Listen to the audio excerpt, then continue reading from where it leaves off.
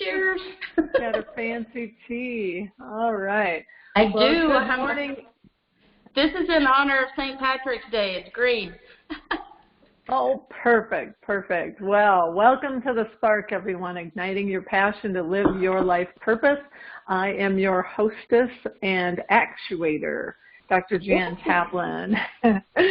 Today, I have with me an amazing woman who is living her life purpose.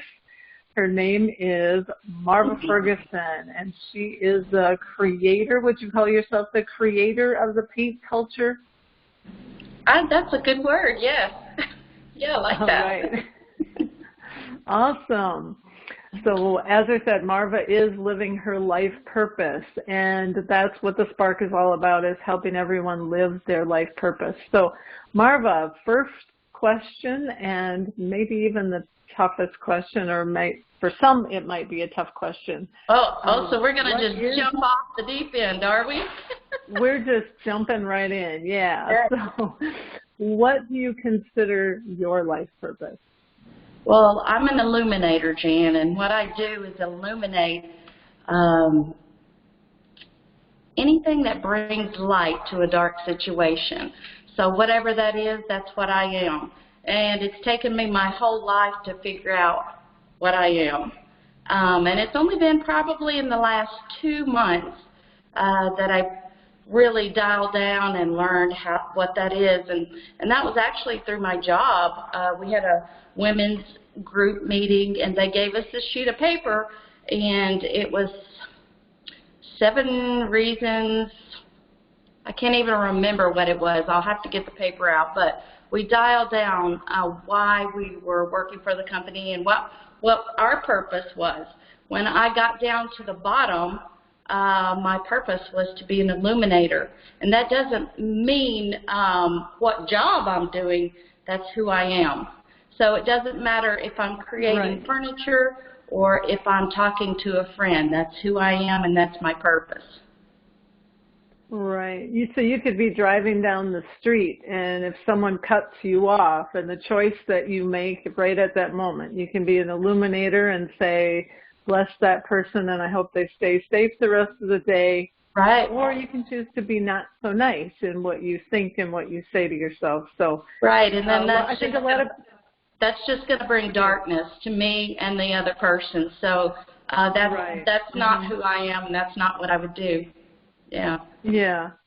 I think a lot of people sometimes have this idea that their life purpose is tied to their job, and sometimes they make it quite complicated. And if you can simplify it like you did, which is awesome, that you're bringing light to anyone in any situation, so you can live that life purpose no matter where you are, no matter what you're doing. Absolutely. And if you know that that's your life purpose, your job doesn't have to be what gives you identity. It doesn't have to be what you identify with. It doesn't have to be what brings you joy. What brings you joy is you being who you're called to be or who you're created to be. Right. And just a little back information, Marva and I have known each other, I lose track of how many years, but it's been... Sometimes I think when you is it 5 or 6 probably. Her and I met each other on an online course that we were taking in coaching at that time, and we've just kind of stayed in contact with each other. And I've nicknamed her. I've actually got her saved in my phone as Marva Joy. Oh. That's cute. That's cute. Yeah, because you bring joy to my life, and I know that you've got to bring joy to other people's lives. So tell us a little bit of... Pardon me? I've always done that. You know, when you ruminate on what's causing you pain, if you're all caught up in yourself, you can't be who you were called to be. It just doesn't happen. You know, you're focused on your pain, and you're focused on what somebody thinks about you, or what somebody said about you, or what somebody did to you, or, oh, they looked at me the wrong way. What are they thinking? You know, all of those things that go around in our heads that keep us from being who we really are called to be. Those are the things that I had to really dive deep inside and say, hey, what's really important? Do I really want to become who God's created me to be? Can I? And that He created us, and it's our responsibility to become what He created and give everything. You know, that's my plan and that's my purpose in whatever I do. I just so happen to have chosen to do it with the paint culture, and I couldn't be more happy to have met Jan. We were on, what was it, Tony Robinson life coaching group, and they would break us out of these phone sessions, and it wound up being me and Jan just hanging on and staying on, and that's how we got to know each other. We actually haven't met in person, and I can't wait for the day for that to happen, but we talk, oh my goodness, at least once a week on and off for all these years. So so like I feel like she knows me inside and out, and I feel like I know her, like what makes each other tick, and we're just that spark for each other, just like her channel is, what her purpose is. And I love what you called yourself, an actuator. That is totally you.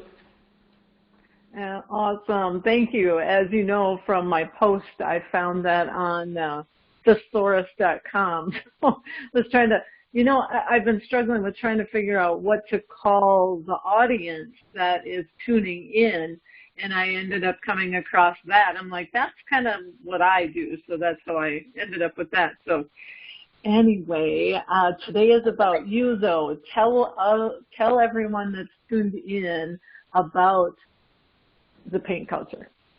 Okay. So this is a process. Originally, I was just in a very miserable spot in my life, something that I had chosen to be in but didn't have the nerve to get out of. But in my struggle to find joy in my everyday life, I came across something that really gave me joy, and that was painting furniture, as you see right behind me and up there.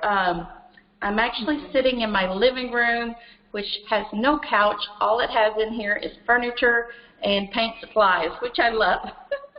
But back to my story. Totally diving in. Yeah, totally diving in. And I'll tell you a little bit more about that later. But I found what gave me joy. And so I just went towards that totally. But in my process, I was like, okay, maybe I can monetize this and make a living doing what I love and help others do what they love. And so that's basically, I named my first business Marvelous Designs, but I found out later that that's not really a good name because it was a play on names, hard to spell, all these things, so hard to find on social media. So I renamed it The Paint Culture. And when I renamed it, you know, a name is very important. And I'm gonna just give a little side note. I'm doing a little squirrel thing right here, but when I say a name is very important, my name is Marva, and I've had people call me Marvelous Marva all my life. And let me tell you, I have not liked my name, and I think I've told you this, Jan. I have not liked my name, and I've even thought about changing it because I even had this lady at work one time. She would see me, and she even had a song for me. She would go, Marvelous, Marvelous, Marvelous, every time she saw me, and it drove me nuts. I was like, and I felt people were mocking me. So, yeah, so that's why I didn't like my name. Not only that, I had to spell it, and everybody's like, Martha, did you say Martha? Did you say, you know, no, Marva, you know, all those things. So I wanted to change it for most of my life, and I was driving to work the other day, and boy, you know how sometimes God speaks to us when we least expect it? I was driving to work, and I was just like, really happy, just chilling, basically, just driving along. And I just felt like I heard him say to me, he said, because you could not believe who you were, I had to have people saying your name over you your whole life, prophesying your name over you, so you would become who I created you to be. I'm going to cry. Ooh. I'm going to cry. Ooh. Yeah. So that's pretty powerful. actually, he Wow. created me to be marvelous, and he created all of us to be marvelous. But for some reason, my dad's name is Marvin, and that's how I got the name Marva. And I thought, well, he had 4 sons. Couldn't he have named a Marvin Jr.? Come on now. So, but anyway, now I love my name, and I wouldn't change it for $1 million. Yeah. Wow. So that is really powerful. yeah. And so just as each one of us, our name is important, the name that you picked, the paint culture, was important. Yeah. Share with everybody why that's important. Why it's important? Well, just like I shared with you about my name, a name in and of itself is very important. What we say out of our mouth is very important. What we call people is very important. Jan has me named Marva Joy, and I feel like that's what I am, and I hope that's what I am to her. At least she put it in her phone that way. But I do feel like a name is very important. However, I could not come up with a name for my business, and my mentor suggested that I put it out to the people that follow me, so I did. And probably within 5 minutes, I had the name from actually it's from my boss that I work for, the company that I work for. And she saw it, and she said, well, what is it you want to do? And I told her within 3 minutes she had the paint culture. Now, there's one key thing. If you're in business and you're on social media, you have to make sure that that name is not taken all the way across the board. If you're going to do YouTube, Facebook, or Instagram, Twitter, all those things, the name has to be not taken, right? So I had to go check. I said yes to the name. When I said yes to the name, the vision or the thing that was in my heart just came into full sight for me. And so I was holding my breath that it would not be taken. Paint culture was taken, but the paint culture was not. And now I have the domain name on that as well. So, yeah, so that's basically how that came about. Nice. That's awesome. Well, and when I get on and I look for the spark, wow, there's all kinds of the sparks out there. So somehow I'm going to need to stand out as the spark. So anyway, how's your tea? Tea is great. Love it. Mm-hmm. So tell us a little bit about the 2 furniture pieces that you've got that you are in this video right now. Sure. This piece that I have right behind me, I'm gonna try to a little bit. I'm gonna lower this down. If you can see, the top part is purple. I don't know if you can tell, but it kind of looks pretty black, but it's purple. But down here is multicolored.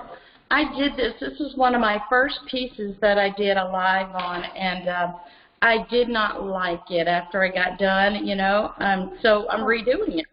And I'm working on my brand colors, and one of my brand colors will be this. It's an aubergine, which is a deep purple that I love.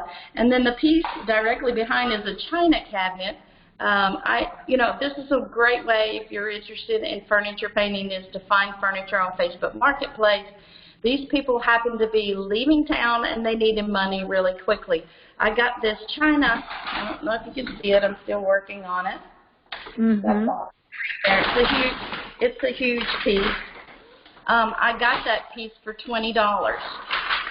Now, however, I had to go get it right then. So, those are the things, but those are things you can find. I have another piece over here. It's a big armoire that I'm getting ready to work on, and that was given to me for free. So, there you go. Wow. Nice. That's nice. Well, Marva has inspired me. It's not something that I do often. It's just every now and then. But I've got some pieces of furniture that I have confiscated from the dumpster nearby that are in pretty good shape. And so when I get time, or when I carve out the time, I'll be doing some of the cool techniques that she's got and making it all fancy to, I don't know, resell or keep or whatever I decide. You know, when you mentioned that you didn't like that piece when you first did it, and so you redid it. Yeah. Our lives can be like that too. You know, we're going along and we think it's all great and wonderful, but then when we take a look at it, I'm like, I don't really like that so much. And right. we can redo it. Absolutely. Most definitely. Yeah. And I can't tell you how many times I've done that. Right? Yeah, I think we probably lose count. So for Probably. both of us, not just you. Probably. Yeah, but that's the cool thing. We can just, you know, start over, hit the reset button, you know. On the computer, we defrag it and clear it up, and we can do that with ourselves too. Yeah. Absolutely. And you don't, to move forward, you can't continue to look back. I mean, everybody knows that, right? But we tend to look back when we think we've made a bad decision or we failed. And I know Jan and I talked personally because I felt like I had made a huge bad decision to move where I am. I live in Springfield, Missouri, and I moved here for a relationship that did not work, was not good for me. I stayed in it way too long, 3.5 years, way too long. But at first I was feeling like, wow, you wasted your time. If I had not done that, I would not be doing what I'm really loving to do. I wouldn't have found that. So I look at things a little bit differently now. And I think I learned this from Mel Robbins. If you don't follow her, she's a great one to follow. But she said, don't look at things as failure. You look at them. There's 3 things that you do in any given situation. One of those is you have an experience, you make a connection, or you learn a lesson. And in my situation and my experience, I've done all 3.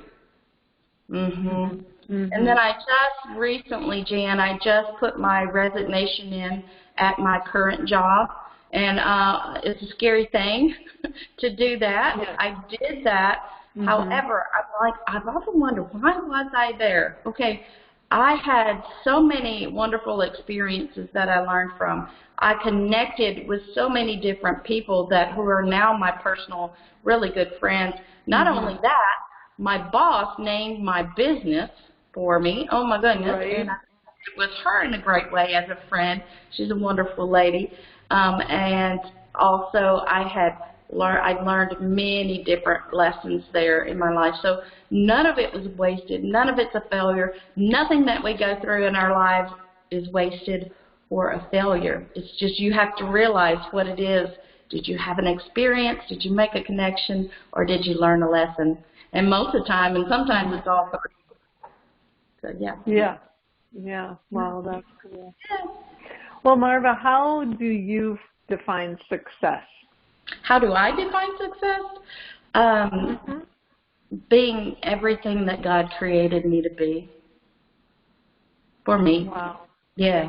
Becoming, I love flowers, and you'll probably see a lot of floral work on my pieces, but I look at flowers as people because there's a lot of analogies, and I call Jan the queen of analogies, but I'm going to give you one here, Jan. You know, we all have thumbprints, right? And every thumbprint on a person is different. There's no 2 alike, right? And I look at flowers the same way. There's no 2 alike. When they bloom, they're even if it's the same color, same style, same type of flower, they're still different, right? So, and they're kind of like people in like this. They're really beautiful, but they don't last a long time. And our lives here on this earth is very short. So I just want to be the most beautiful flower that God has created because He created us all that way. I don't want to leave this earth going, wow, I could have been so much more. I could have done so much more. I could have loved so much more. Right, right. You know, another analogy with flowers that I like to share is, you know, when they're closed, you can't see their beauty. Oh, wow. That's And huge. yeah, and so many people will live their life completely closed. And Yes. in doing that, the beauty doesn't come out and get shared, you know, Wow. and it'll just wilt away like that, you know. And bees don't get to go in and pollinate and you know, like life would cease to exist if every blossom kept itself closed. Wow, that is huge, Jan. And when you were saying that, I just see how your business is like that, because that spark you're talking about is that pollination. You know, it brings life and it creates more life, and that's what that spark does. And she asked me to do this, and she's going to be doing this so much more. So if you would like to share your story, I'm sure Jan would love for you to come on her channel and do that. You took the words right out of my mouth. I actually have a note. I have some notes over there, and it says, make sure that you ask people if they want to come on. So thanks for reading my mind and my heart and doing that for me. Well, that's part of who I'm called to be. I'm called to encourage people and to connect people. I'm also a connector. So, yeah. Yes. Yeah. Yep, lift others up, and that's, you know, when we're working together to do that. I mean, you think of somebody, I'm just picturing in my head, the person that stands on the stage and then they jump out into the crowd. You know, Wow. when there's a lot of people in the crowd lifting them up, they're just going to float right along. But if there's only a few people in the crowd trying to hold them up, wow, that's going to be really hard. So, or you've seen the videos of the people that jump into the crowd and everybody kind of backs up. Yeah. I don't want to do that to anybody. So my goal and your plan, we're going to just lift everybody up and hold them up. So. Yeah. And the other cool thing is that the more people that are lifting somebody, the lighter they are, right? If you've got 4 people holding somebody up, they're a lot lighter than if there's 10 people holding them up. Yeah. Wow, that's cool. I just thought of that now. It is cool. Oh, like I said, queen of analogy. Oh, thank you. Oh, gosh. Well, what about failure? We've talked about success. What would you give a definition for? I don't have one. There is no failure. Okay. It's like when you're a child, a good parent doesn't say, when a child learns to walk and they start stumbling, do you know a child falls almost 400 times a day while they're learning to walk? A good parent doesn't say, hey, get up. You look stupid laying down on the floor. Get up. Come on. Can't you do any better than that? It just hurts just hearing you say that. It hurts. Did you hear the way I said that? And I've heard people talk to their children like that, and if you listen to what goes on inside your head, are you talking to yourself like that? Yeah. Get off the couch, you lazy blah, blah, blah, blah. Right. Yeah. So, and I've had to walk through all of these things that I'm talking to you about. So, our Heavenly Father wants us to learn Him as Father God. Some people call Him that, Father God. But we've not had really good fathers here on this earth to demonstrate what He is and really is. So that's when you have to spend time with Him and learn His real heart towards you and learn how to talk to yourself like He talks to you, you know, like with kindness and love. And you get a lot more done like that. I found out. I do, you know. Yeah. I love this. Like, this is really helping me out. You've heard of mirror work, you know, looking in the mirror and talking to yourself and telling yourself this and that and other thing. Well, I never really got into that because I didn't believe it. You have to believe it.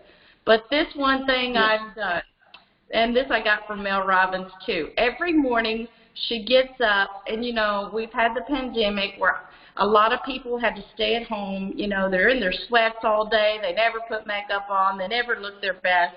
So she would go to the bathroom, look in the mirror, give herself a high five just for getting up. You know, that's pretty cool. There you go.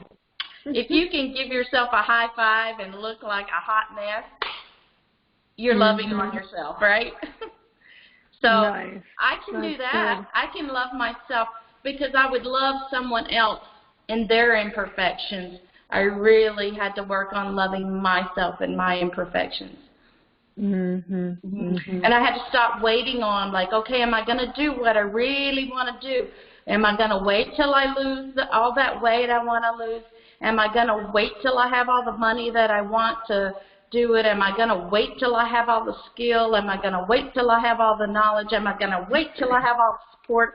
Am I going to wait till I have the perfect opportunity? No.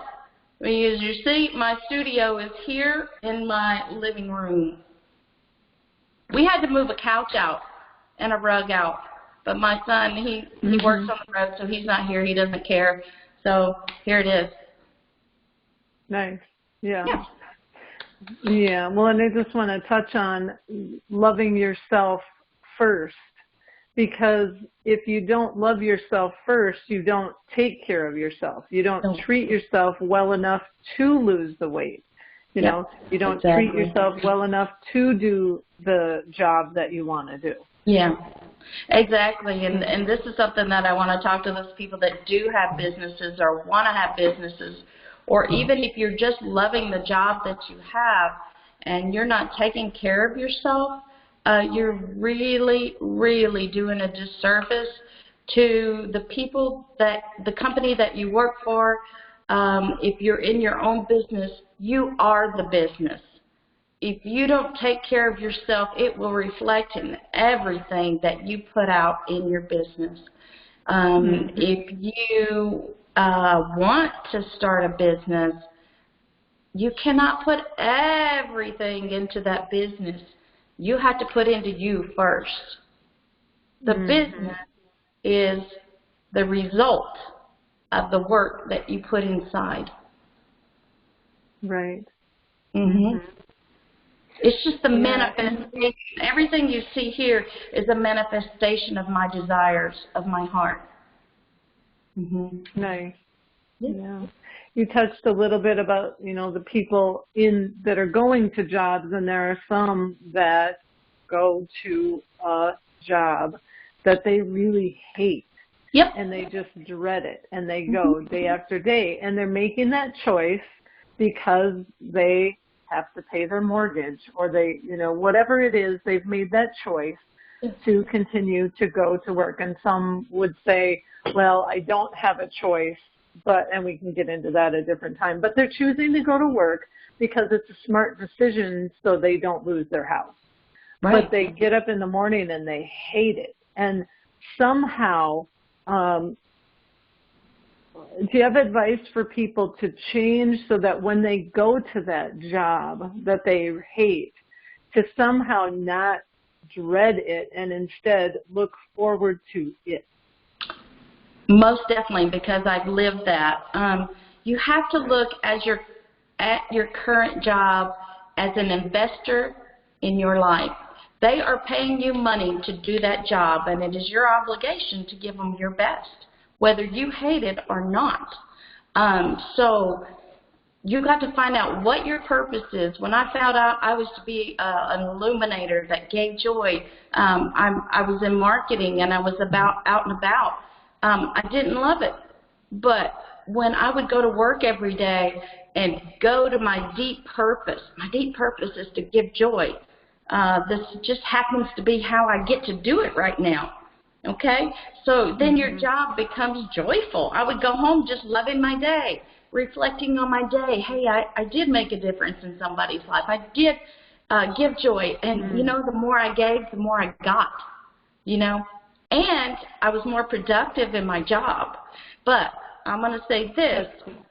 If you know deep within yourself that job is not what you're supposed to do, you read all the time about people just quitting their job and going full force with whatever. Well, if you have a family and you have children, that's probably not a wise decision.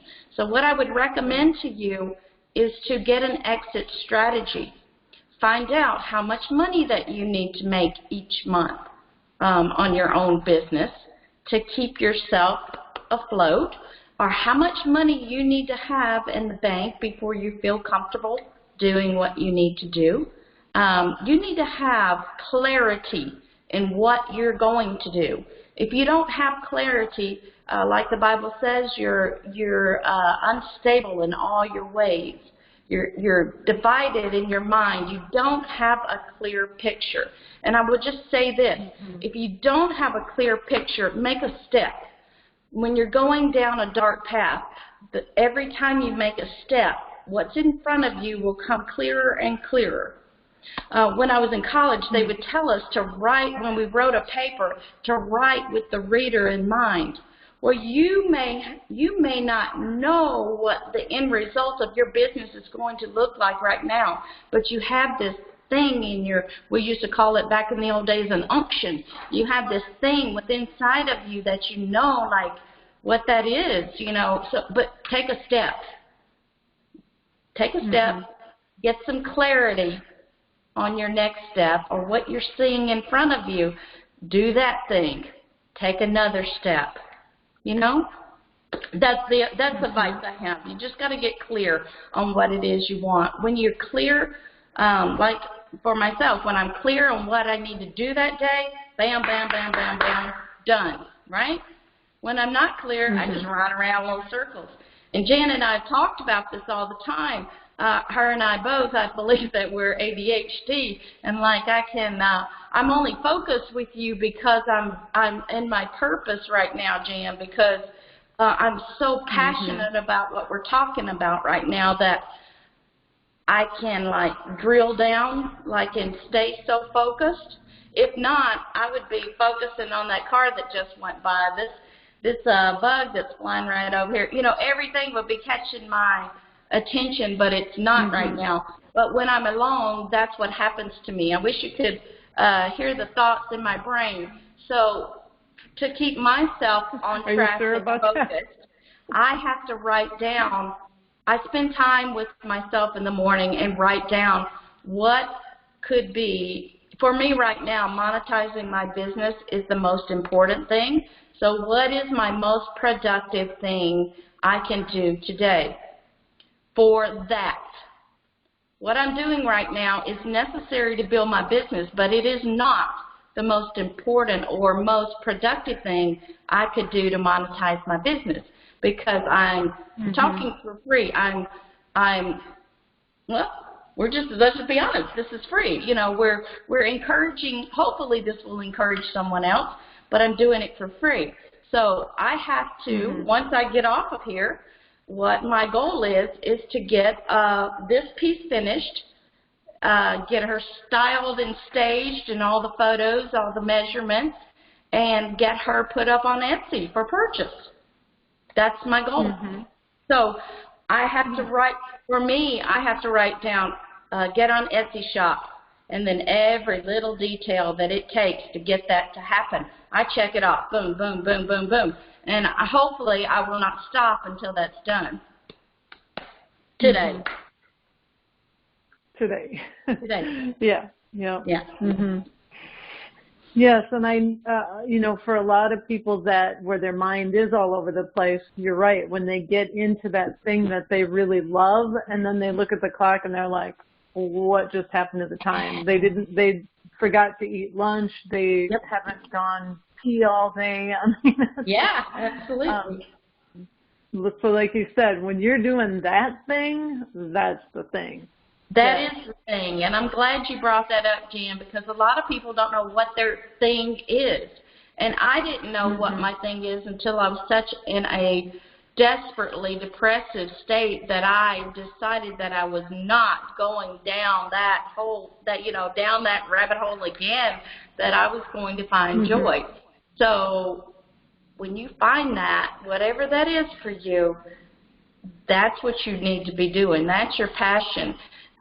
then you need to learn how to monetize that. But the first thing in finding your passion is a lot of people don't try new things because they are judging themselves. You know, they've judged others, but they are judging themselves. So, yeah. I'm seeing a little bit of fuzziness on your screen. Yes, I am so sorry. Someone was calling me. Oh, okay, that's fine. That's fine. We just keep going, right? Absolutely. So, share a little bit about how your painting came about, and that's how. Tell us how you discovered painting as your thing. How I discovered it? Well, I've always, growing up, I didn't have much money, and I've always been a creative person. Like, I remember just always doing that, whatever it was with my hands. And so I had some pieces at the house that there's several ways that you can design a room. One is by style. The second is by color. So I had some pieces that didn't match in style, but I wanted to pull them together. And so I just started painting. Yeah. And then I just found some folks that are doing what we're doing right now, is helping encourage people. My mentor, Dionne Woods, and her slogan was, "If I can, you can." And so finally, after watching her at night, she would go on live almost every night. I'd sit on the couch, and my boyfriend would be watching TV, and I would be watching Dionne, and she would say, "Hey, you should try it. You can do it. If I can, you can." And she'd say, "If you're watching me, it's because you want to do this. You know, try it." So I did, you know. Nice. So that's another thing. If you look at people and they're doing something and it causes envy within you, or you like, "Well, I could do that. I could probably do it even better." Well, yeah, you probably should try that. That's probably something you could do. I think we are. I don't know what happened. But maybe we're getting a sign that we need to wrap it up. I actually don't see you anymore, so maybe it is wrapped up. Oh, okay. Let's see. Oh, well, okay. Here, now you can see me? All right. Well, I don't know I'm not sure what's going on, but let's go ahead and share some final words of wisdom. Let people know how they can connect with you. Thank you. Yes, you can find me on Facebook at The Paint Culture. You can find me on Instagram at The Paint Culture. You can find me on YouTube eventually. I've got this channel up, but I don't have anything posted over there.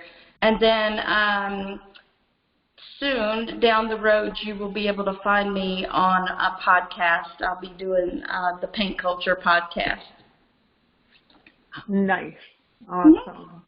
Marva, thank you so much. You can find me on Etsy. If you want to purchase from me, you can find my work on Etsy at The Paint Culture. Okay. So if they just type in the @The Paint Culture, regardless of which platform they're on, they should be able to find you. Is that what I'm understanding? I'm not really sure about that. I don't know how all those things. I can send you my Facebook link if you like that. I'm not sure. Like, if you go into Etsy is its own business, so you just type in The Paint Culture. It should come up. Okay. Okay. All right. And I'm not sure. I'm seeing a blank screen again, but we're still talking. So I'm hoping that it's still recording. All right. Well, I don't know what to do here other than just end, I guess. Okay. All right. Yeah. Well, thank you so much. This has been Marva Ferguson with The Paint Culture and Jan Taplin with The Spark, igniting your passion to live your life purpose. Thank you so much, Jan, for having me on. You're welcome. Thank you for being here. Bye, everybody. See you on the next video or whatever, however we show up. Exactly. Okay. All right, I'm going to end here and we'll see. I hope the recording is still there. Oh, goodness.